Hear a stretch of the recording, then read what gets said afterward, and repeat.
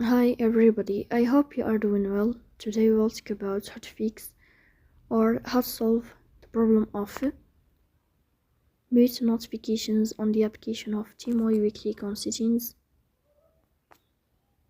Here we click on apps, default apps, app settings. In this list you will search about Temu and you will click here. In this page of app info you will click on first stop and you will click OK.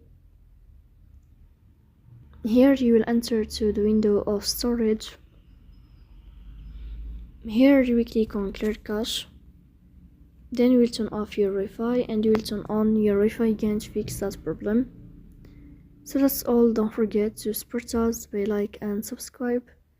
See you next time in another video and thank you for your watching and your attention.